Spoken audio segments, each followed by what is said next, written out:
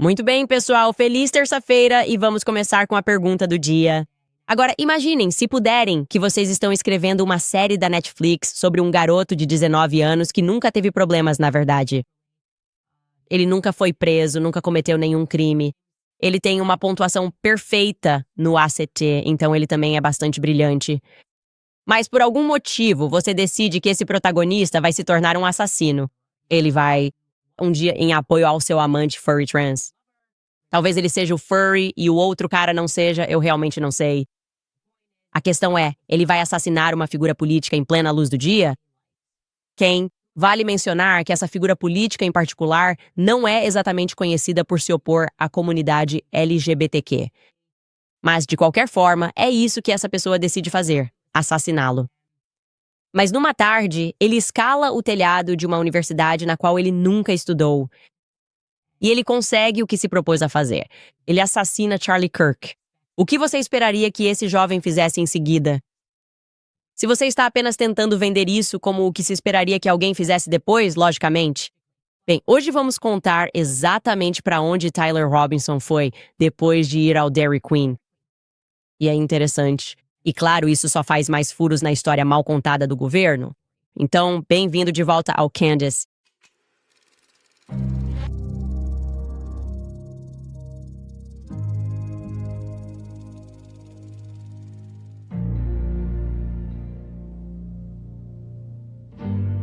Certo, pessoal? Antes de entrarmos nessa loucura, quero dizer que este episódio está sendo patrocinado pela Nime Skincare.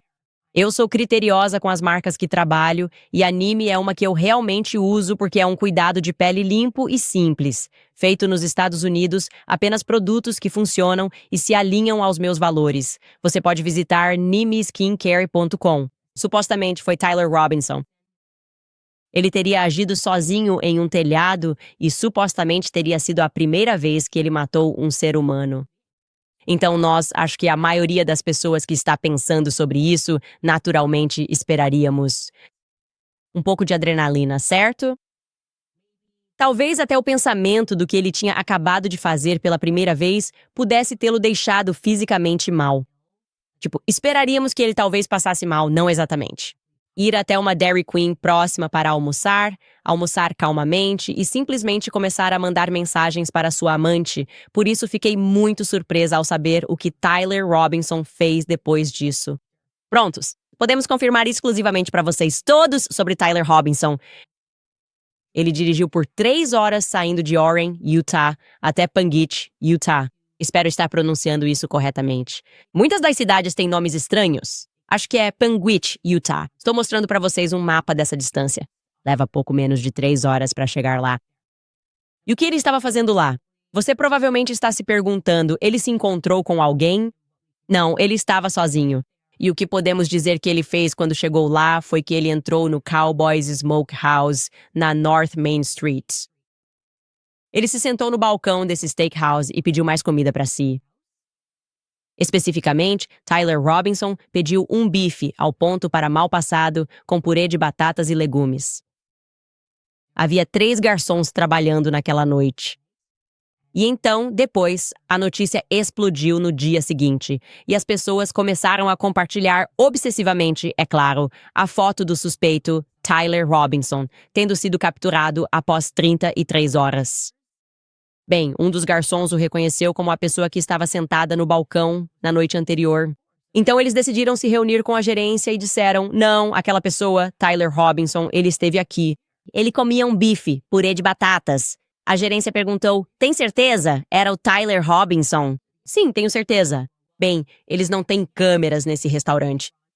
Então, o que eles decidiram fazer foi verificar se ele estava no prédio, não, é claro, consultando imagens de câmeras externas, às quais não tinham acesso, mas sim analisando as cobranças do cartão de crédito. Porque Tyler Robinson, apesar de ter dito ao colega de quarto como queria se safar disso, lembra das mensagens e foi isso que aconteceu. Eu não quero que ninguém saiba. Certifique-se de apagar essa carta que está embaixo do teclado, mas tire uma foto dela. Antes de apagar, mas leia e depois destrua. Ele está tentando se safar desse crime. Bem, ele usou o cartão de crédito dele. Foi assim que eles descobriram. E então, o que eles fizeram foi o certo. Eles entraram em contato com os federais. Isso é interessante, porque eu imagino que depois de 33 horas, quando eles meio que saem gloriosamente e Hall, pegamos ele, eu teria, e me chame de louco, não sei como essas coisas funcionam. Eu não sou um especialista, certo? Nós não somos especialistas, mas eu imagino que a primeira coisa que eles fariam seria provavelmente tentar descobrir por onde ele passou. E talvez uma maneira de fazer isso seria analisando as cobranças do cartão de crédito dele. Eu imagino que o governo federal teria essa capacidade. Eles não fizeram isso. Em vez disso, eles foram contatados dias depois por esse restaurante. O garçom fez um relatório de forma responsável e disse: sim, ele esteve aqui. Nós temos o recibo literal, o recibo literal. E eles explicaram que Tyler Robinson não era muito falante. Ele parecia absolutamente bem e normal e estava mandando mensagens no celular. Talvez tenha sido nesse momento que ele estava enviando mais mensagens para o amante enquanto comia um bife. O que eu diria é que ele estava realmente com fome. Mas calmo, ainda assim. Ele não estava nervoso, ele não estava com medo. Ele só estava com fome. Agora, o que me fascina é o que acontece depois. Porque, de novo, eu esperava que os federais fossem dizer: bem, vamos até lá, vamos até Panguitch. Vamos começar a entrevistar todo mundo. Vamos começar a checar todas essas câmeras por aqui para ver se conseguimos pegá-los. Não. Não, foi só isso que eles fizeram. Eles meio que se sentiram obrigados a ligar de volta e perguntar: ok, o que aconteceu? E então foi só isso. A luta é fria. Lembrem-se, eu disse a vocês que conversei com o advogado. Essa pessoa seria obviamente a advogada de Erika, já que ela consta como vítima. E eles afirmaram que, nesta etapa do processo, o que acontece a seguir é que os investigadores, independentemente de Erika, devem, bem, investigando. Eles deveriam estar percorrendo a região tentando reunir mais informações para comprovar que este é definitivamente o atirador. E ele agiu sozinho. Eu esperaria que eles tivessem descido até este restaurante. Posso afirmar a vocês hoje que não. Ninguém está interessado em vir até este restaurante, conversar com esses funcionários, falar com as pessoas que estão por perto e ver o que elas viram.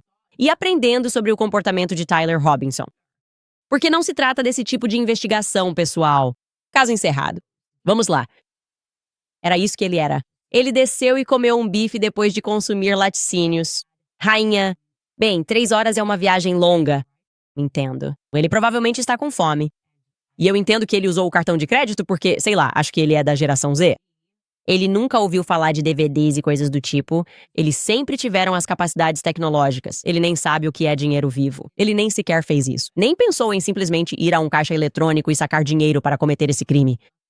Pensou em todo o resto, como escalar os telhados, como fazer isso acontecer, exatamente onde o Charlie ia se sentar. Mas todo o resto meio que desmorona depois. Tudo em que ele conseguia pensar era em conseguir comida e decidiu que a melhor maneira de tentar se safar de um assassinato era usar o cartão de crédito. Agora, deixando de lado o fato de que ele é um aluno nota 4.0 com pontuação perfeita no ACT, ele não conseguiu, esse pensamento simplesmente nunca passou pela cabeça dele de simplesmente sacar dinheiro. Então, aqui está como a nossa linha do tempo atualizada daquele dia está agora. Já faz um tempo desde que revisitamos isso. E eu acho que também precisamos revisitar, e vamos fazer isso, a parada no Dairy Queen. Porque ela teve que ter acontecido mais cedo do que documentamos inicialmente. Definitivamente aconteceu. Mas eu acho que o horário dessa parada está errado, porque se precisamos de 3 horas para ir de Oren até Panguitch, e eu já confirmei que isso aconteceu, de novo, havia um recibo literal e o FBI. Sabe disso e tem isso em sua posse, então tem que ter sido mais cedo, certo? Tem que ter sido um pouco mais cedo que ele foi ao Dairy Queen, o que faz sentido pra mim, porque se sabemos que ele estava jogando roupas fora no Dairy Queen, isso provavelmente vai estar um pouco mais próximo do tiroteio e ele não vai ficar por ali. Então, aqui está o que temos. Temos aquela coletiva de imprensa que acontece às 5h30. Às 5h59, Kash Patel tuita que o suspeito tuitou erroneamente que o suspeito sob custódia havia sido liberado porque, desculpe, eles haviam tuitado erroneamente que já o tinham antes disso. E ele diz: nossa investigação continua após as 6 horas da noite. É quando estamos estimando que ocorreu a primeira correspondência entre Tyler e Lance, com base na conversa que eles estavam tendo. Às 6h38 foi quando tivemos inicialmente. Quando aquela foto foi tirada, aquela foto foi capturada no Dairy Queen e eu vou atualizar isso para vocês. Estou voltando e tentando ser mais preciso, me perguntando se isso precisa ser ajustado em 1 hora. Talvez tenha sido, na verdade, às 17h38 e os fusos horários estavam errados. Eu vou acompanhar isso com vocês depois. E agora podemos acrescentar que às 20h45. Esse é o horário aproximado em que Tyler apareceu em Panguitch, Utah. Novamente, isso fica a 3 horas de Oren. Ele faz uma refeição no balcão do bar e depois sai por volta das 21h30. Lembrando a vocês que ele está bem, ele está de ótimo humor e parece estar bem, está mandando mensagens enquanto come, não conversa muito com os garçons.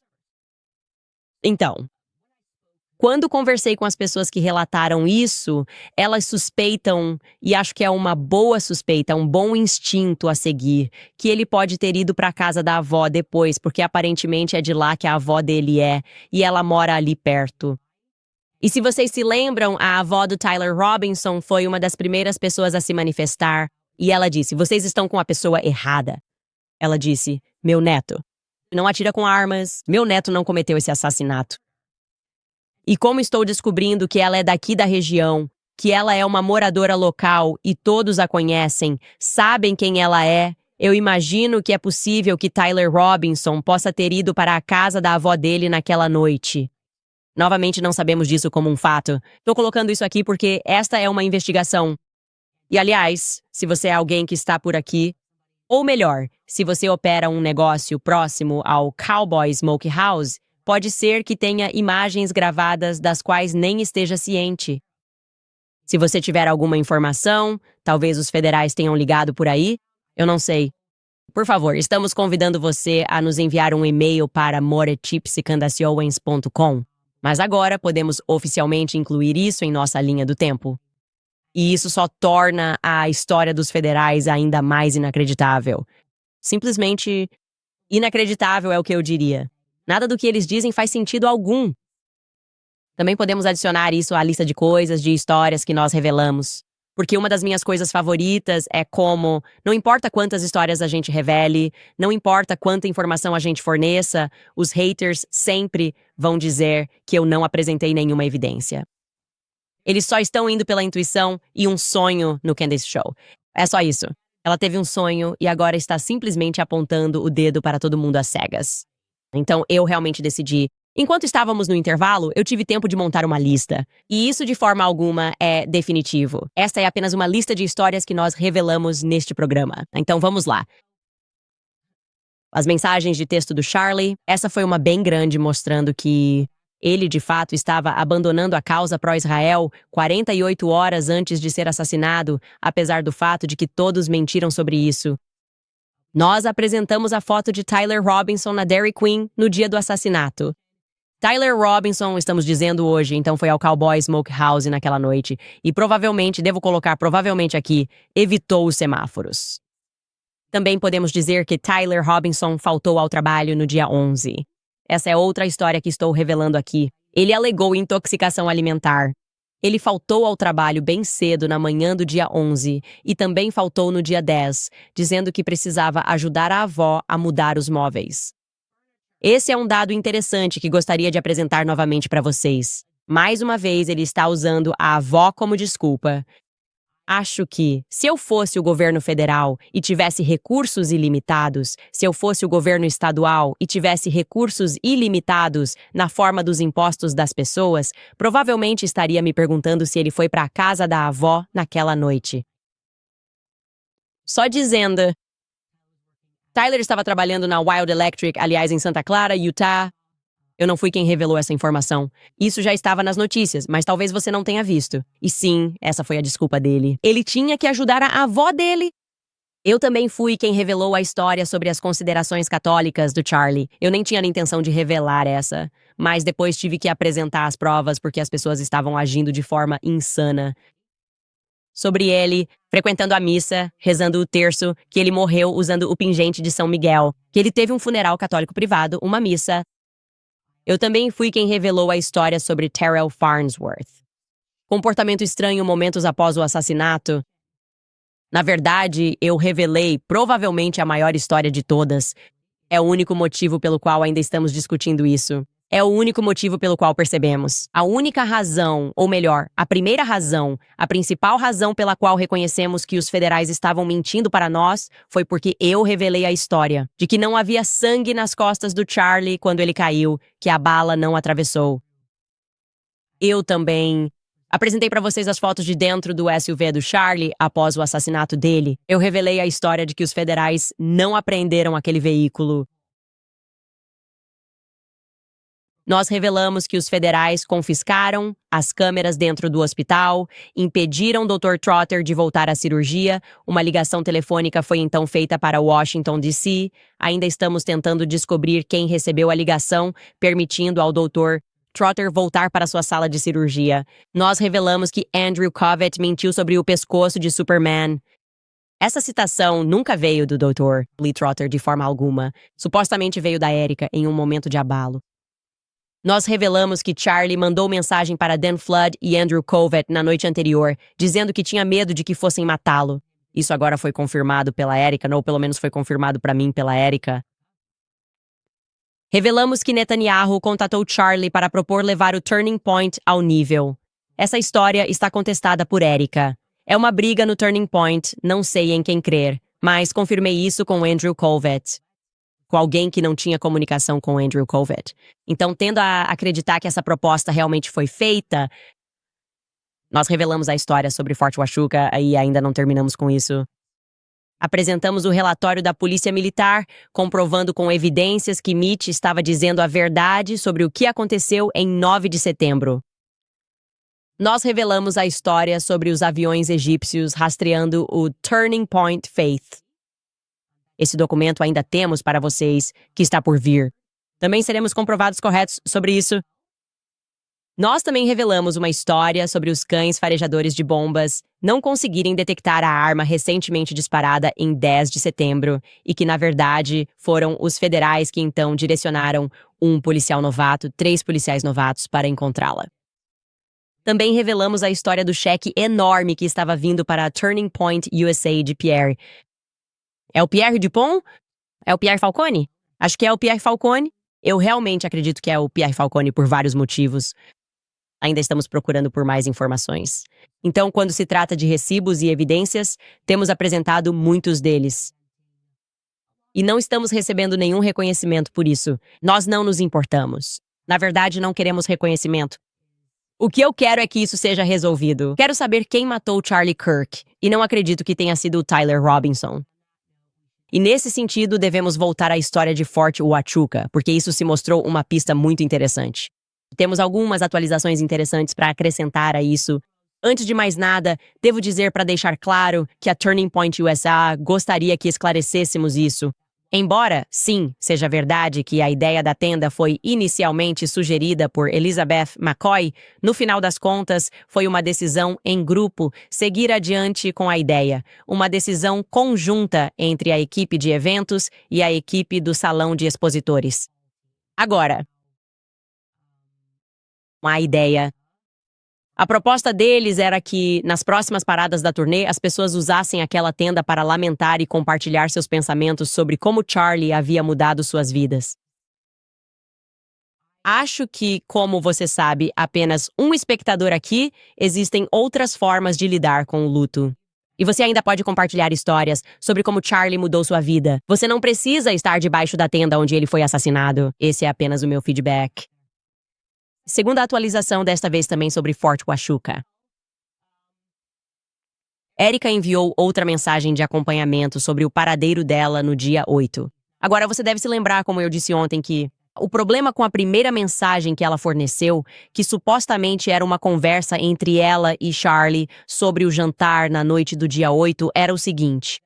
O nome do contato foi bloqueado na mensagem, foi ocultado na mensagem. Aliás, eu recebi isso no dia 28 de dezembro. Eu imediatamente disse, ei, você poderia desbloquear isso? Cru. Descubra isso, em vez disso. E eu fiz mais umas 4 ou 5 ligações de acompanhamento só para tentar esclarecer isso antes de voltarmos ao podcast. Eu simplesmente disse, sabe, eu só quero ver o número de contato exibido. Bem, Quando saí do ar ontem, tive uma solicitação de acompanhamento, mas, infelizmente, não era o que estávamos procurando ou o que tínhamos pedido. Era apenas um cartão de contato do Charlie Kirk, assim como este é o cartão de contato do Charlie Kirk no meu telefone. Agora, devo acrescentar aqui que obviamente estou trabalhando por meio de um terceiro e eles deixaram claro que a Erika está envolvida com algo pessoal, então esse é o motivo do atraso. Também havia 6 crianças doentes durante o feriado, então houve apenas um atraso para conseguir isso. Mas eu queria que vocês soubessem em que ponto estamos. Nenhuma resposta do Brian Harpole. Eu já disse isso a vocês várias vezes. Ou, relacionado a isso, Dan Flood. Agora, Dan Flood não foi visto em Fort Huachuca, mas ele tem comunicação com... Então, eu quis esgotar todos os esforços para descobrir onde essas pessoas estavam, especificamente Brian Harpole e Erika Kirk. Agora, sobre Mark Amadei, vocês vão se lembrar que Mitch descreveu uma pessoa que ele tinha certeza de que era um congressista. Ele sentiu que era um congressista. E eu disse a vocês que procuramos um congressista que se encaixava na descrição do que ele estava nos contando. 1,75 m, óculos, cabelo grisalho. E chegamos ao nome de Mark Amadei e ele disse que aquele rosto parecia familiar. Depois, Mark Amadei apareceu e ele havia publicado um vídeo no YouTube de uma transmissão ao vivo dele em um comitê. E então X voltou e disse que ele, na verdade, perdeu as 2 primeiras chamadas de presença. Esse era um vídeo de 12 horas de um comitê da Câmara. Certamente não tivemos tempo de analisar isso no nosso último episódio no ano passado. Eu, claro, coloquei isso como prioridade durante o recesso. Eu realmente assisti aquelas 12 horas de gravação. E agora gostaria de afirmar, sem sombra de dúvida, que acho que a história dele faz sentido. Agora, percebo que houve alguma confusão, porque ele realmente perde as 2 primeiras chamadas de presença. Mas aí as pessoas me apontaram nos comentários que ele aparece. Sim, você pode vê-lo na tela logo no início. Está desfocado. Mas naquele momento, do jeito que ele está sentado, parece que é na cadeira dele. Quando olho para isso visualmente, me parece o Mark Amadei antes da chamada nominal. Mas certamente isso não é de forma alguma definitivo. Mas acho muito provável que a pessoa que vemos na câmera seja Mark Amadei logo no início da audiência, e eu não estou aqui para tentar encaixar alguém na história. Quero encontrar a pessoa certa e eliminar as pessoas erradas. E, para deixar claro, como eu disse, Mitch entrou em contato comigo inicialmente apenas sobre Erika Kirk e Brian Harpole. Brian Harpole sendo o principal. Esta reunião prática que parecia ter uma missão em pauta. Vamos quebrar, pouco antes de uma missão. Foi assim que me descreveram. Agora, com relação a Mark Amadei, a outra pessoa que acredito que devemos analisar, ok? Siga uma pista. Se não nos levar aonde pensamos que vai nos levar, podemos mudar de rumo. E algo interessante surgiu. Para começar, gostaria de reiterar que nunca tive uma boa impressão de Terrell Barnesworth. Ok. Não desde aquela primeira ligação telefônica que tivemos. Na verdade, a ligação que tive com ele, posso dizer, foi o primeiro momento em que pensei, tem algo errado aqui. Eu disse para vocês, ele simplesmente começou a mentir para mim. Repetidamente estranho. A energia dele era estranha. Eu fiquei, o que houve? Por que você está agindo estranho? Ligo para explicar ao público por que tirou as câmeras. Deve haver uma razão lógica. É meio estranho você estar aí. Por que você está aí? Ele está completamente perdido. E de novo, isso não é logo após o ocorrido. Não é como no First 48. Estamos nervosos. Charlie Kirk foi morto. Já faz mais ou menos uma semana desde então. E eu disse várias vezes para o meu público que tinha algo errado naquela ligação. Assim que desliguei, disse para minha equipe, e estou me citando aqui, esse homem é culpado de alguma coisa. Ele é culpado de alguma coisa. Ele está mentindo sobre coisas estranhas. Eu não sei como enviar um arquivo. Como assim? Você comanda uma empresa inteira de audiovisual. Você sabe como enviar um arquivo pela internet. Bem, eu tenho medo que o Google me hackeie. O quê? Você tem medo que o Google te hackeie? Divulgar mais imagens do Charlie morrendo, isso não faz sentido nenhum. Nada fazia sentido e eu nunca vou fingir que fazia sentido. E eu estou seguindo minha intuição sobre o Terrell Farnsworth, ok? E eu expressei minha intuição, não só para você e para o pessoal de casa, mas também para a Erika e o Justin Strife, quando estávamos sentados na reunião. Eu disse, não vou tirar o pé desse acelerador. Não. Eu realmente acho que vale a pena dizer, antes de entrarmos nisso, que eu achar o comportamento e a conversa que tive com o Terrell extremamente suspeitos. Não é, claro, um convite para assediar ele ou a família dele. Eu sou contra isso. E estou dizendo isso porque, aparentemente, ele está recebendo ameaças de morte. Me disseram que ele está recebendo ameaças de morte porque as pessoas querem respostas. Agora, eu jamais quero que isso aconteça. Eu não quero que as pessoas assistam a este programa e participem disso. Nem acho que vocês estejam participando disso, mas só estou dizendo que, neste programa, nós condenamos as pessoas à verdade, a mais transparência. E a realidade é que eu não confio em pessoas que mentem repetidamente para mim ao telefone. Eu não confio. Ele estava agindo como culpado numa época em que eu não tinha nenhuma indicação, de um lado ou de outro, se as pessoas do Turning Point estariam envolvidas em um encobrimento. E para deixar claro, quero mostrar isso para vocês também. Exclusivamente uma imagem estática de um vídeo muito mais longo que eu tenho, que me foi mostrado, do Charlie visto por trás. Ok, este é o vídeo. E vocês podem ver. O que temos ali é o colar do Charlie, que está pendurado. Não há sangue no Charlie. Não havia absolutamente nenhum sangue no Charlie. Não só a bala não atravessou, como também não causou nenhum tipo de destruição.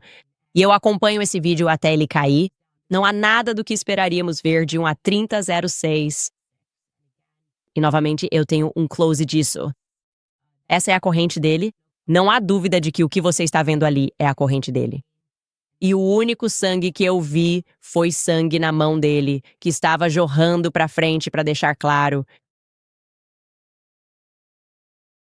Não faz sentido para a narrativa, não faz sentido para ninguém que sabe qualquer coisa sobre armas.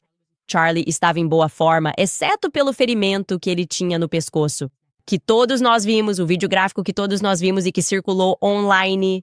Agora vou acrescentar aqui que há outra pessoa em quem eu não confio nem um pouco.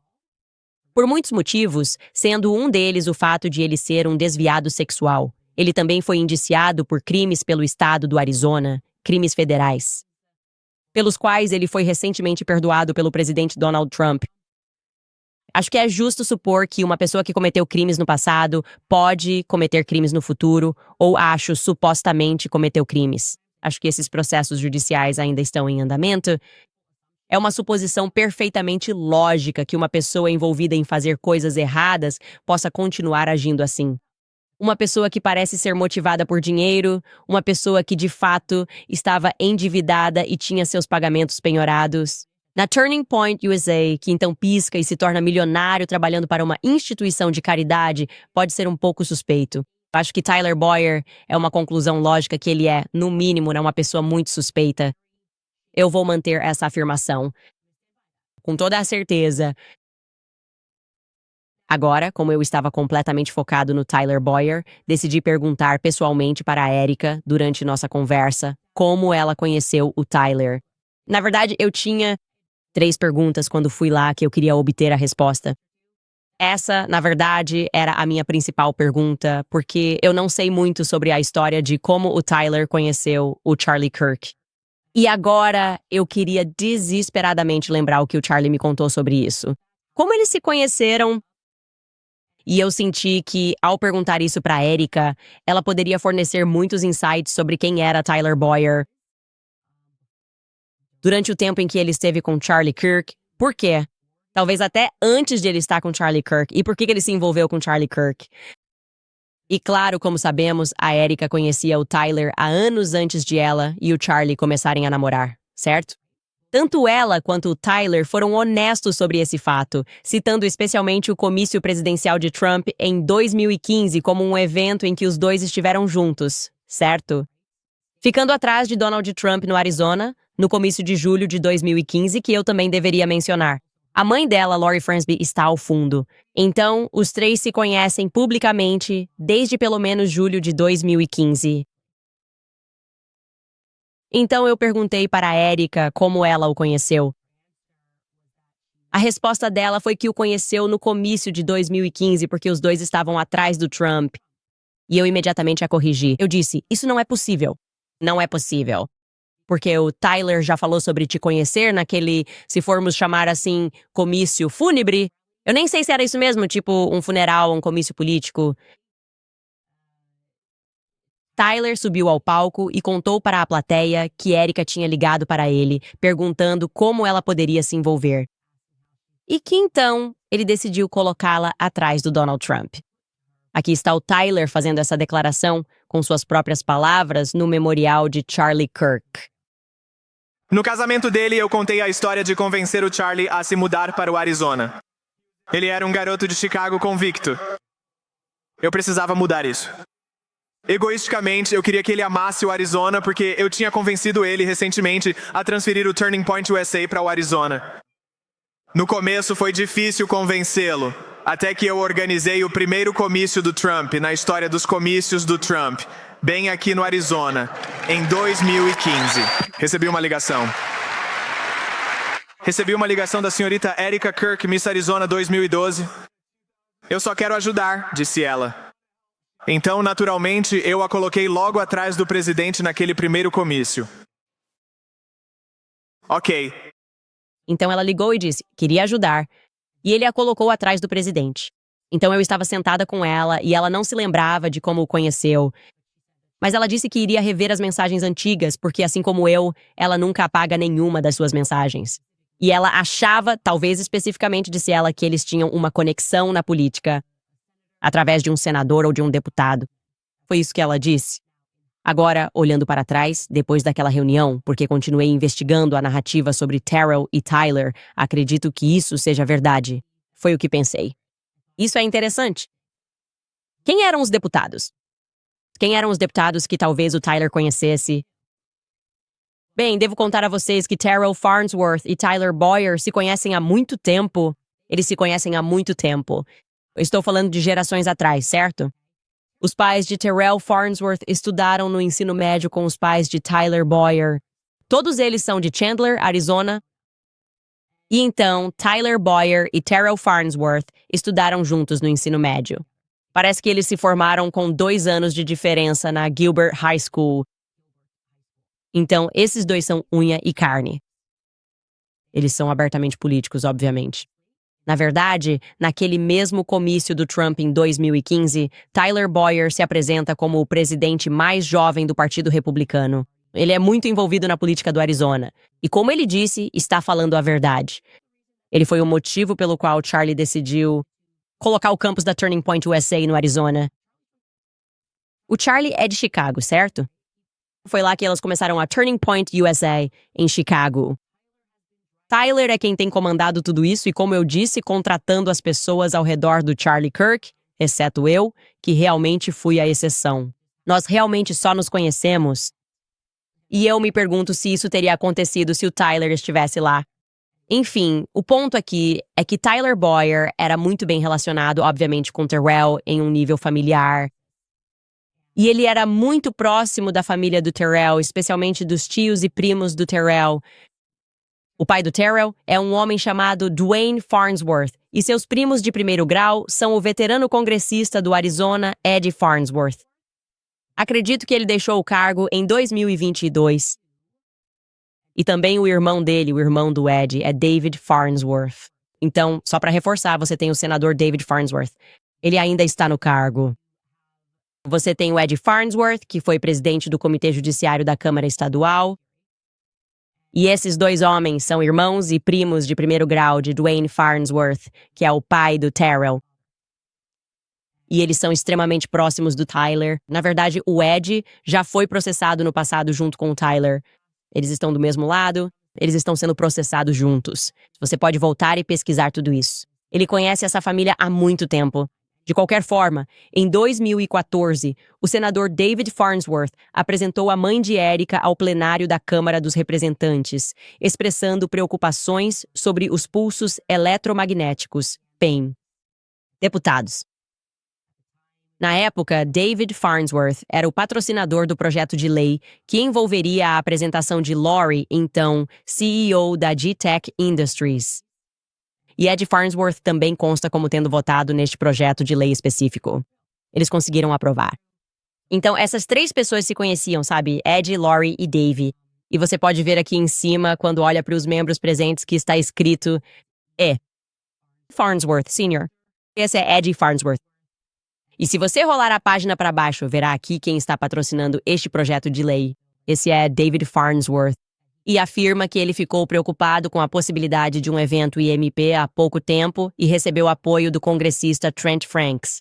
E então nos informa que ele apresentou Larry Guinta, Chuck Lee e Lori Fransvee, a CEO da G-Tech Industries. Larry Guinta, aliás, ou Guinta, não sei se estou pronunciando corretamente, é o padrasto da Erika, então eles já se conhecem. Os Farnsworth, os Boyer e os Fransvee se conhecem pelo menos desde 2014, oficialmente.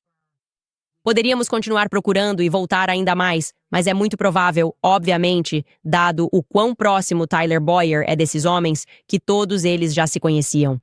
Voltando para 2014, acho que provavelmente antes disso, para ser honesto, tenho uma indicação de que foi realmente antes, mas isso é o que está documentado. Então vamos nos ater aos fatos. De qualquer forma, Ed Farnsworth é uma figura interessante, porque no ano anterior, em 2013, Ed Farnsworth era, como eu disse, o presidente do Comitê Judiciário da Câmara. E ele causou um certo alvoroço no estado, porque por algum motivo desconhecido, ele bloqueou uma audiência sobre um projeto de lei para prevenir o tráfico sexual de crianças. E ele era a pessoa errada para fazer isso porque já tinha aparecido nas notícias anos antes, pois seu sobrinho, Albert Farnsworth, havia estuprado uma menina de 13 anos. Certo, agora sobre esse projeto de lei contra o tráfico sexual de crianças, ele não levou o projeto ao plenário para votação. E o projeto tinha apoio de democratas e republicanos. Porque isso é um problema neste estado. O tráfico sexual de crianças é um problema no estado do Arizona, porque a fronteira está ali. E eles estavam tentando fazer algo a respeito para tornar isso menos fácil, para que as pessoas possam traficar crianças. Penso especificamente nas idades de 15 e 16 anos. E quero dizer que nunca na minha vida política, trabalhei em uma única reportagem em que o tema do tráfico sexual infantil tenha surgido, mas nunca vi isso na minha vida. Ok. Sejam as pessoas que são donas dos aviões, lembrem-se do avião 888, elas administram uma instituição de caridade contra o tráfico sexual infantil. Além disso, em suas fotos de perfil, elas estão usando uma camiseta de outra organização beneficente de combate ao tráfico sexual infantil, a Operation Underground. E vocês devem se lembrar que, após o assassinato, Phil Lyman estava conversando com o cara que costumava administrar o local. Não me lembro do nome dele, Tim Ballard. Esse é o nome dele, Tim Ballard. Ele costumava comandar a Operation Underground porque havia recebido doações e apoio de Glenn Beck para a Operation Underground. Ele estava envolvido nisso, eu me lembro, porque entrevistei Tim Ballard sobre a Operation Underground, a base Fort Huachuca, que apareceu aleatoriamente por causa do Mitch, de modo geral. Eles também estão envolvidos em um esquema de pornografia infantil. Isso é uma história real. Esse tem sido um problema na base Huachuca. E estou mostrando este artigo da CBS News. O exército do ZEUA ignorou os sinais de alerta sobre um líder civil que comandava uma rede de pornografia infantil e colocou em risco a segurança do ZEUA. Segurança. O nome dessa pessoa era David Rodsham. Ele era um dos principais comandantes civis em uma base aérea do ZEUA, no Afeganistão. E você pode continuar e ver isso. Diz que depois que ele deixou o cargo, ele voltou para Fort Huachuca, que é uma grande instalação do exército no Arizona, blá, blá, blá. Também existe a base de Fort Huachuca, que se envolveu em um escândalo relacionado ao tráfico sexual de crianças, onde a Turning Point USA tem sua base, onde eles realmente decidiram instalar o campus, por assim dizer. Turning Point USA, bem ali fora, literalmente do outro lado da rua, fica um lugar conhecido como Arizona Mills, que é o principal ponto de tráfico sexual infantil, exatamente do outro lado da rua. Quero ser claro aqui. Digo que não vejo conexão. Não sugiro que a Turning Point USA esteja envolvida com o tráfico de crianças. Quero deixar claro. Só estou dizendo que, em todos os lugares que olho nessa história, temas de tráfico sexual infantil aparecem. Ok. De qualquer forma, estou me perguntando em relação ao Ed Farnsworth se isso é possível. Que o Mitchell tenha visto porque ele é a cara, é idêntico ao Mark Amadei. Quando vi isso, pensei, uau, sósia! Esse homem se parece com o Mark Amadei.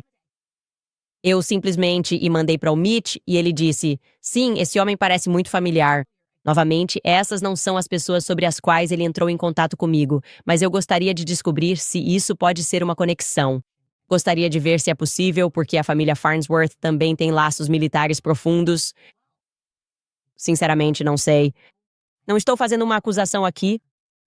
Pessoalmente, acho que ele se parece muito com o Mark Amadei. E como ponto final, curiosamente conectando o último ponto, aqui, políticos do Arizona viajaram até a base de Davis Mountain para sua cúpula anual de comandantes, onde líderes comunitários do Arizona se reúnem com militares. Está muito perto. Mark, isto fica a cerca de 40 minutos de Fort Huachuca.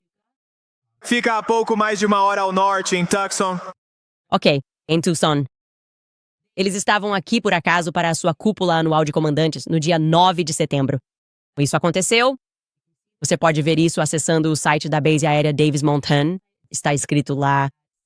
Eles deram início à cúpula de comandantes do Arizona em 9 de setembro, que oferece uma oportunidade para comandantes militares e líderes comunitários do Arizona discutirem temas que impactam as instalações militares. Novamente, isso obviamente pode ser apenas uma coincidência. Mas é interessante. Isso lhes daria uma desculpa para estarem naquela região. E por isso eu gostaria de saber mais, porque a família Farnsworth está aparecendo demais. A esposa de Terrell Farnsworth, aliás, as pessoas na internet descobriram isso. E eu vou pegar o nome, quero dizer, eu não quero errar esse nome. Eu vou pegar esse nome corretamente? Digo, eu não quero errar. O sogro dele é Thomas Burt, que comandava a Duncan Aviation. O FBO, como eu disse, que alugou os carros para os federais. Na verdade, ele comandou a Duncan Aviation como vice-presidente executivo e COO por 22 anos. Agora ele realmente se aposentou. Ele se aposentou em 2019. Há muitas conexões aqui que eu acho que deveriam ser mais exploradas sobre a família Farnsworth e a família Boyer. E eu quero colocar isso aqui porque algo, como eu disse, me incomodou quando falei com o Terrell. E eu não consigo deixar essa sensação de lado. Tem algo aí. Eu acho que o Terrell sabe mais. Sim, essa foi a impressão que eu tive quando desliguei o telefone. Enfim, vamos fazer uma breve pausa aqui e passar para os nossos patrocinadores. Certo, pessoal, a Nime Skincare é uma das únicas marcas de cuidados com a pele que eu uso de forma consistente. É o que eu uso, é em quem eu confio e é em torno dela que construí minha rotina. Todo mês de janeiro há essa pressão para meio que se reinventar, novas regras, novas rotinas. Acho que o ano novo deveria ser sobre cuidar melhor do que você já tem, sem comprometer quem você é ou no que acredita. As pessoas sempre me perguntam o que eu uso na minha pele, especialmente durante os meses de inverno, e a resposta sincera é que eu mantenho tudo muito simples. Eu não fico esperando, experimentando o tempo todo ou seguindo tendências. Eu uso Nime, como vocês sabem, e não fico pensando demais sobre isso. O que eu mais aprecio na Nime Skincare é que é limpa, simples e feita aqui mesmo nos Estados Unidos. Então não tem bagagem ideológica, não tem enrolação, só produtos que funcionam e estão alinhados com meus valores. Se você quiser saber mais, pode acessar o site da Nime Skincare. Esse é o site nimiskincare.com. E se você decidir experimentar, meu código é Candice10 para 10% de desconto no seu primeiro pedido. É isso, nimeskincare.com. Também quero falar com vocês sobre a dosagem, porque um dos órgãos mais subestimados do corpo é o fígado. Ele desempenha mais de 500 funções por dia, filtrando o que não é necessário, auxiliando na digestão e energia. Nunca pensamos nisso até algo dar errado. E se dessemos suporte ao fígado antes dos problemas comecem? Dose é uma loja de bem-estar completa que ajuda a apoiar a saúde intestinal, imunidade e energia, sem tempo para desacelerar. Com uma família agitada como a minha, desacelerar não é opção. Leva 5 segundos de manhã, sinto a diferença o dia todo. O produto mais vendido deles é o Dose for Your Liver, formulado para limpar toxinas, ajudar na digestão e manter o corpo filtrado. O Dose mostrou redução de enzimas hepáticas em 50% em muitos. Uma dose de Dose for Your Liver equivale a 17 doses de suco de cúrcuma. Então, se você está pronto para dar ao seu fígado o suporte que ele merece, acesse dosedaily.co/Candice ou insira o código Candice e você receberá 35% de desconto na sua primeira assinatura. Seu corpo faz tanto por você? Então vamos fazer algo por ele? dosedaily.co/Candice com 35% de desconto no seu primeiro mês de assinatura. A PDS Debt, se você tem dificuldades com cartões de crédito, empréstimos pessoais ou contas médicas, oferece soluções para sair das dívidas. Eles estão aqui para te ajudar a economizar, quitar dívidas mais rápido e colocar o dinheiro de volta no seu bolso. A PDS Debit tem classificação A+ no Better Business Bureau. Ela conta com milhares de avaliações, 5 estrelas no Google e mantém uma classificação de 5 estrelas no Trustpilot. Por quê? Porque a PDS já ajudou centenas de milhares de pessoas a saírem das dívidas. A cada mês que você espera, os juros e as taxas aumentarão. O melhor momento para começar provavelmente foi ontem. O segundo melhor momento é agora. Então não espere mais um mês. Retome o controle em 30 segundos. Obtenha sua avaliação personalizada gratuita e a melhor opção para você visitando pdsdeb.com. Corte Candice. Novamente, trata-se de pdsdebt.com com a barra Candice. pdsdebt.com. Corte Candice. Muito bem, pessoal. Então, ontem, na verdade, não divulgamos a notícia em primeira mão. Acho que estávamos apenas respondendo. Estávamos muito confusos. Normalmente fazemos esse show às 16 horas, leste, e parecia que o Daily Wire estava divulgando algo nos meus canais, que eles trouxeram de volta, e depois publicaram coisas nos meus antigos canais do Instagram. E acho que era para ser uma forma inteligente de, sei lá. Na verdade, eu realmente não faço ideia do que eles estavam pensando. Mas isso chamou a atenção deles. E então conseguimos descobrir muito rapidamente, porque a caixa de dicas é simplesmente impiedosa, que o que estava sendo planejado é que o Daily Wire estava escalando pessoas para um programa feito especificamente para zombar de mim. E também do Tucker Carlson. Ok, agora, de modo geral, eu diria que o Daily Wire está em uma fase difícil de casting, tentando encontrar a nova Brett Cooper. Provavelmente já faz bem mais de um ano. Não é fácil encontrar um talento bruto assim. E eu acho que, finalmente, eles encontraram alguém que acham que pode funcionar. Só que, ao invés de ser animada e gentil, a ideia é que ela seja um pouco mais maníaca, exagerada. E, claro, um pouco maldosa e cruel, né? Porque, se você reparar, esse é meio que o novo viés sionista. É tipo isso, e a gente já mostrou clipes no programa, tipo, Ney, você não pode sentar com a gente. Nós somos legais. Tipo, você é um fracassado se não gosta do que a gente faz. E nós somos bonitos, e você não é. Tipo, sabe, o Hampton Summit. E eles ficam, tipo, falando sobre quanto dinheiro eles têm. Mais uma jogada brilhante de relações públicas de um país que está massacrando crianças inocentes. Tipo, você não pode sentar com a gente. Nunca passa pela cabeça deles que a gente simplesmente não quer sentar com eles. Esse é basicamente o objetivo do que estamos fazendo. Enfim, antes da MED, aparentemente eles testaram outras pessoas para esse papel. Eles chegaram a considerar montar um programa que zombasse de mim e do Tucker Carlson. Eles jogaram outras 3 pessoas de um lado para o outro. Eles chegaram a considerar fazer um programa conjunto com a pessoa que interpretou o oficial de justiça em Judged, de Matt Walsh. E isso não acabou acontecendo, não deu certo. Então, Maddie foi a escolhida e eles decidiram, porque realmente precisávamos dar uma lição em Candice. Vamos pedir para ela dar o nome do programa na lista de coisas proibidas. Hahaha, peguei. Candice diz, não sabemos, mas sabemos. Ben está no palco dizendo que essa expressão é retardada. E agora vamos dar vida a esse programa e dar a ele uma vibe meio Nickelodeon, tipo iCarly. Mas é o Daily Wire, só que eles não têm mais um departamento infantil, mas isso meio que parece Nickelodeon, mas é iCarly encontra política, o que é meio errado. E a ideia é pegar trechos da Candace fora de contexto para parecer estranho. E eu vou mostrar isso para vocês. Vou mostrar para vocês, assim vocês podem ver. Para apresentar esse clipe, ela vai dramatizar bastante eu falando sobre a história da bandeira do estado de Utah. Agora, eu não sei se estou ficando velho. Na verdade, eu estou. Eu sei que estou ficando velho. Na minha idade avançada, me interesso por história. Tenho interesse em aprender sobre bandeiras, e a história da bandeira da colmeia deles foi o que apresentei no meu programa. E a Maddie no No vai mesmo zombar de mim. Então vamos dar uma olhada nisso. A ideia de que a bandeira do estado de Utah é uma colmeia hexagonal. Muito bem, vamos tentar isso. Vamos tentar isso mesmo, ok? Cronologicamente. Utah adota o símbolo da colmeia em 1948. avançando rapidamente para 175 anos depois. As pessoas começam a usar a linguagem das abelhas como códigos. E eu me comunico com eles dançando. Pessoas que usam o código, elas são claramente comunistas, porque comunistas trabalham juntos. Eles seguem uma mente coletiva. Sim, rainha. Comunistas subterrâneos. Mormons vivem em Utah. Eu assisti As Vidas Secretas das Esposas Mormons. Eu sei o que está acontecendo aqui. Eles foram conhecidos como o Estado da Colmeia. Deixar claro, não é por mel nem por abelhas. Em produção de mel e produtos apícolas, estão em versículo 4º lugar. Na verdade, é o Estado da Colmeia. Isso tem relação com a Igreja Mormon, a Igreja dos Santos dos Últimos Dias. Os primeiros pioneiros mormons fundaram esse estado e eles gostavam da ideia de uma colmeia, trabalhando por um bem comum. Agora, se isso soa vagamente familiar ou comunista para você, a ideia de abelhas operárias, sim, é daí que vem.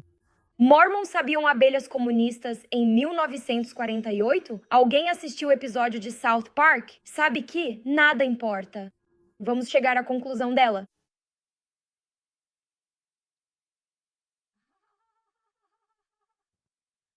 É muito bom. É muito bom. É muito fofo. Muito engraçado. É muito original. Muito. Eu diria que ela é esperta como uma raposa. Além disso, ensine-a por que usamos essa comparação em particular. Mas dá pra perceber que fatos sobre simbolismo animal e história, obviamente, não são o forte dela. Então, acho que a ideia é que a Candace está discutindo a bandeira do Estado e está usando isso como prova de que o Charlie foi assassinado ou algo assim. E é interessante. É uma vibe. Enfim, queria te mostrar isso por causa do Daily Wire. Continua demonstrando vibes de perseguidor. Isso não é normal. Agora estou dizendo para as pessoas que o Ben Shapiro é meu ex-namorado psicopata, porque é assim que isso parece. Nada disso é normal. Não precisamos fingir que isso é normal. Nada do que aconteceu desde que saí daquela empresa é normal. Nem a forma como saí da empresa, nem a gloriosa reunião geral, enforcamento de escravo, ensinar uma lição para todo mundo. É ex-namorado psicopata, é o ex-namorado que termina com você. Manda uma mensagem para todos os seus amigos dizendo: venham ver, é por isso que eu fiz isso. Aqui está o motivo pelo qual eu a odeio. E você fica tipo, ok, acho que acabou. Tudo bem, vou seguir com a minha vida. E então você tenta seguir sua vida. Aí ele começa a mandar mensagem para todos dizendo: não pode lidar com ela, não fale com ela. Ela é terrível.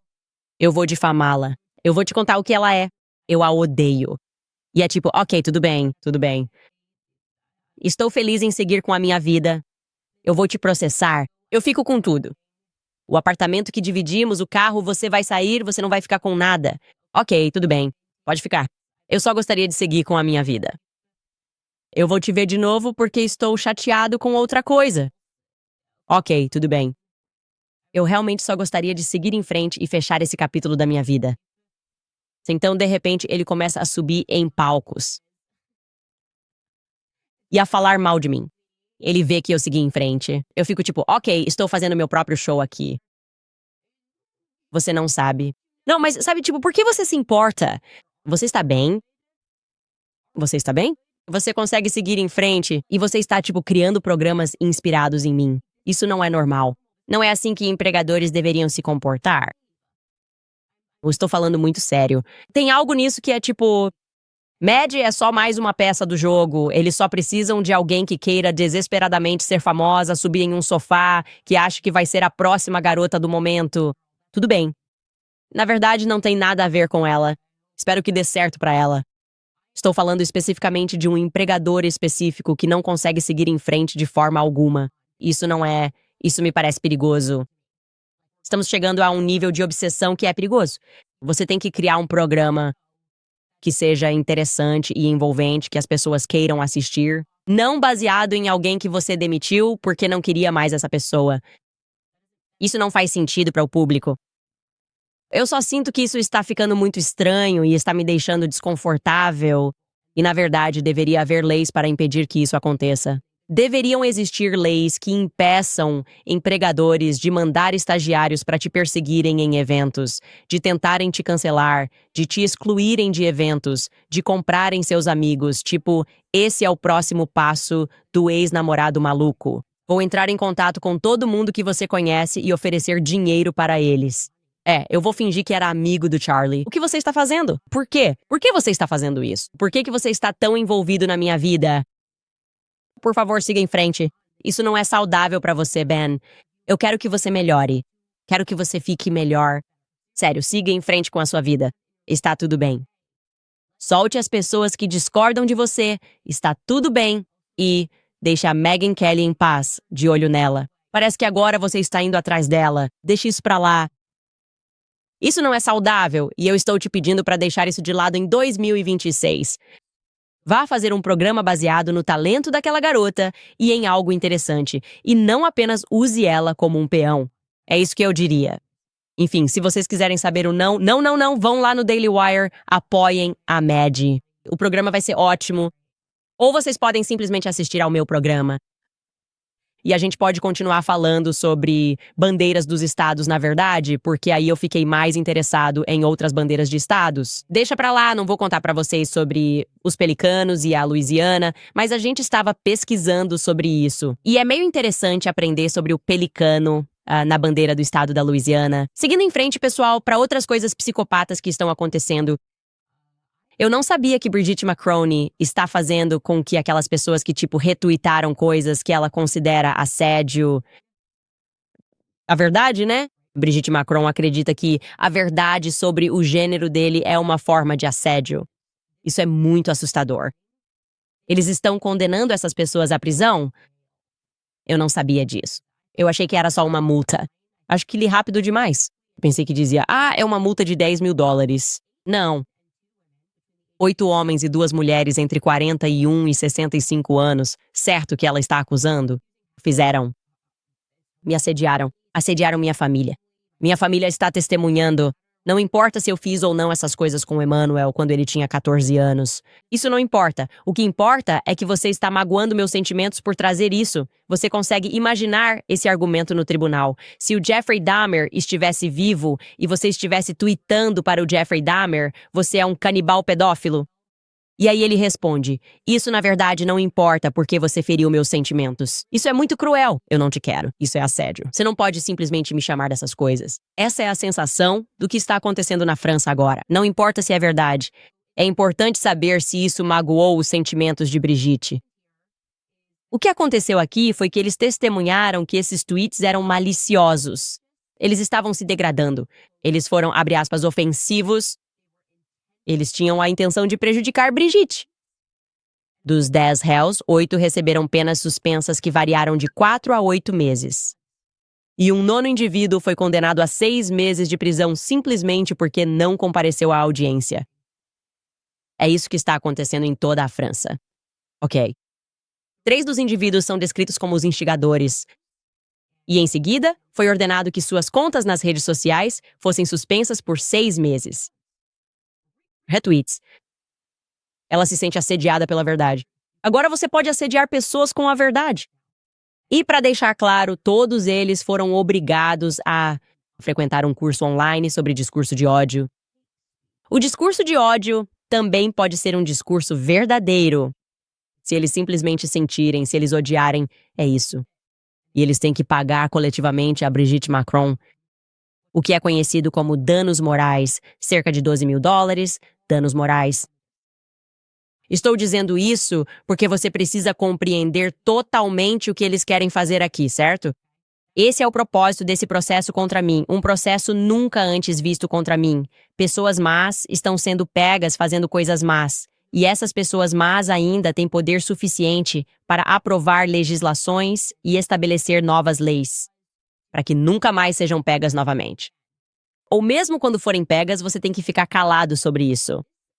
Este processo que Brigitte moveu contra mim é de extrema importância. Estou dizendo a vocês, pessoal, neste processo judicial, todos devem prestar atenção a cada documento relacionado a ele. Em Delaware, um lugar onde tenho quase certeza de que a França manda no jogo desde a Guerra da Independência, porque acredito que o governo federal está em conluio. Porque querem introduzir novas leis sobre liberdade de expressão neste país e incutir medo nas pessoas, para dizer a verdade sobre as coisas que eles realmente fizeram. Selvagem. Eu só senti que precisava apresentar completamente para vocês o que realmente estava acontecendo na França. Prisão. pessoa de 65 anos. Talvez ela só tenha retuitado. Quem sabe? Precisamos analisar a documentação. Mas isso não é difamação. Ela não está argumentando que essas coisas são falsas. Ela está argumentando que seus sentimentos foram feridos. Porque você sabe que ela nasceu com um pênis. Tempos selvagens, pessoal. Voltamos já após um breve intervalo. Falo sobre a Tax Network USA, porque sei que muitos devem impostos atrasados ou não declararam há anos. Hora de resolver pendências fiscais. Com a conversa sobre abolir o imposto de renda, o IRS reage, provando que veio para ficar, tornando-se mais agressivos do que nunca. Eles estão enviando mais notificações de cobrança, eles estão registrando mais ônus fiscais e arrecadando bilhões a mais do que nos últimos anos. O IRS pode tomar seus salários, contas bancárias, previdência social, aposentadoria e até sua casa, se quiser. Se você deve ou não declarou, não é uma questão de se o IRS vai agir, mas sim de quando. A Tax Network USA oferece uma consulta gratuita de análise com o IRS para mostrar sua situação e o que pode ser evitado antes que seja tarde demais.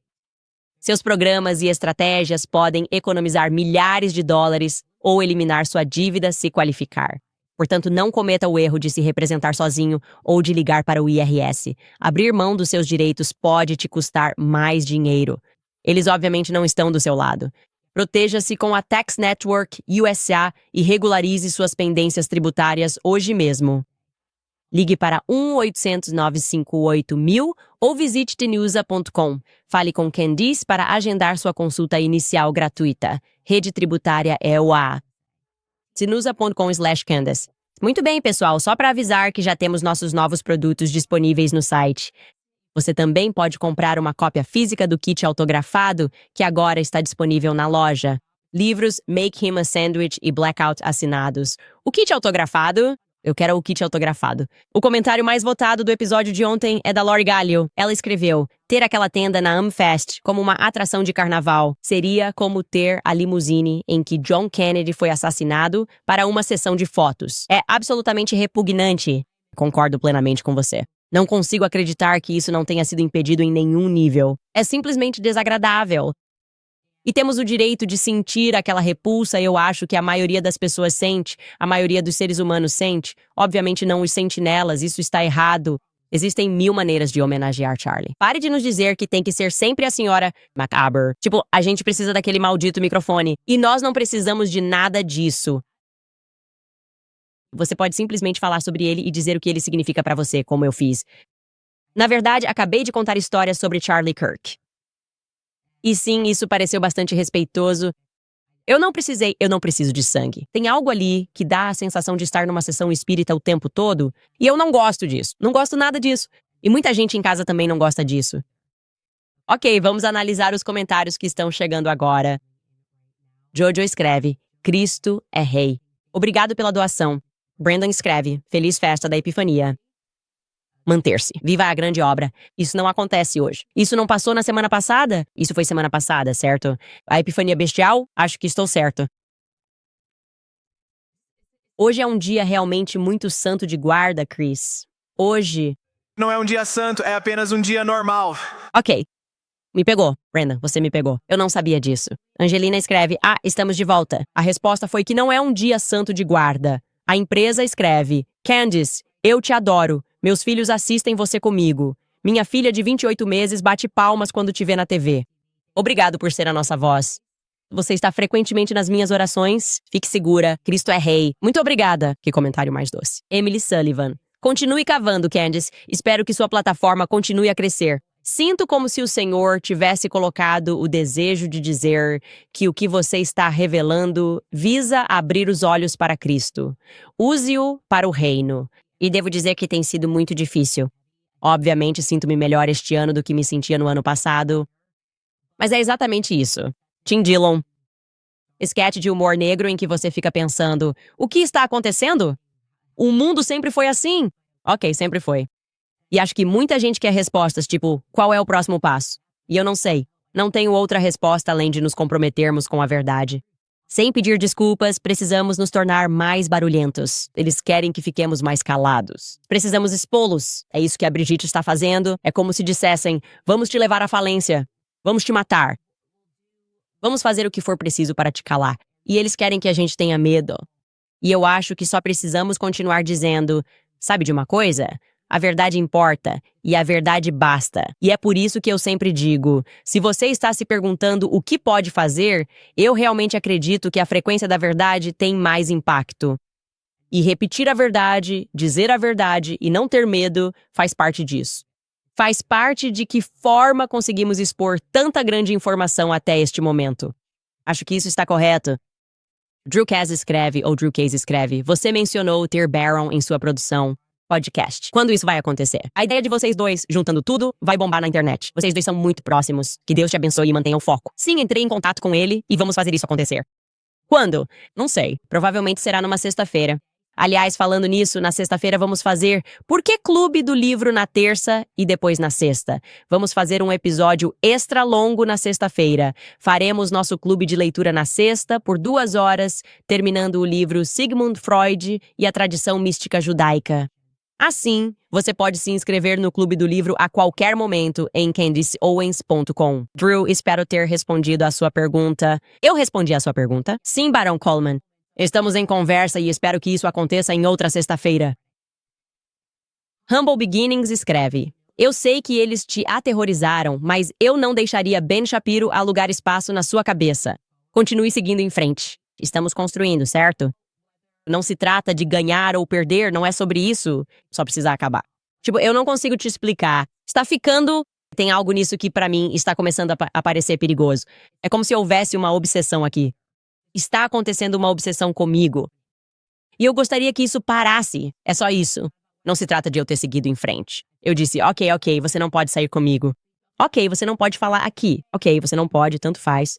Eu vou fazer. Ok, beleza. Beleza, joinha. Eu vou ficar com isso. Ok, beleza.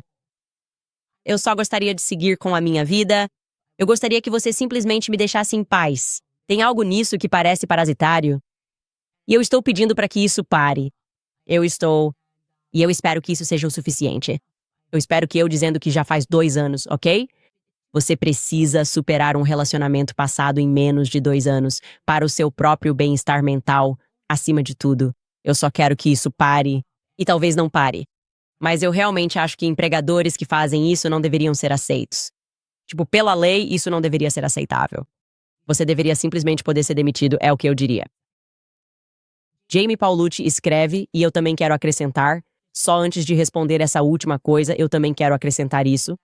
Você não faz ideia nem de 3% do que eu passei com eles. Porque eu tentei agir de forma correta. Eu tentei lidar com isso da melhor maneira possível.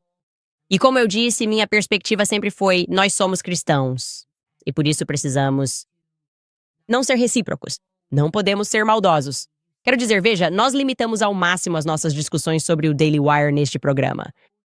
E estou fazendo séries sobre a Kamala e a Brigitte Macron e coisas que me interessam como assuntos que realmente me interessam, focando no que eu quero construir. E isso não está acontecendo lá. Eu não sei por que isso também não pode acontecer lá. Se você acha que minhas ideias são ruins, sabe, vá investir nas suas ideias. Por que a sua ideia sou eu? Por que a sua ideia é me destruir?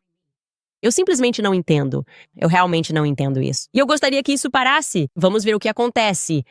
Jamie Powell Lucci investiga a empresa da mãe de Erika, a Zetec e E3Tech, que tem contratos com o Departamento de Defesa para a proteção contra EMP e os testes feitos em Fort Huachuca. Sim, acho que isso é preciso. E como eu disse, Erika não negou isso. Ela aparece em vídeo, se mudou para o Arizona, a mãe obteve contratos. A mãe dela trabalhava no Departamento de Defesa, ela sempre foi aberta sobre isso. E o que seria interessante saber é se os Farnsworth conseguiram esses contratos para ela originalmente, quando eles se mudaram lá no começo dos anos 2000. E tenho certeza de que isso vai aparecer em algum momento. Freethinker escreve, Mad no no é um grande não para mim, família. Sério, o que foi aquilo? Que vergonha.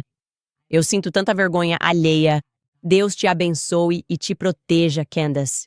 E a última coisa que eu quero dizer é, tire os pés do sofá, Mad. Estou cansada de pessoas achando que podem pular no sofá e colocar os pés. Isso me incomodou mais. Tipo, não fique em cima do sofá. Não, você não pode fazer isso. Minha avó, meu avô diriam, isso é proibido. Então, Mad, é por aqui que vamos te deixar por hoje. O proibido é que ficar em cima dos móveis é proibido. Não faça isso. A gente se vê amanhã, pessoal.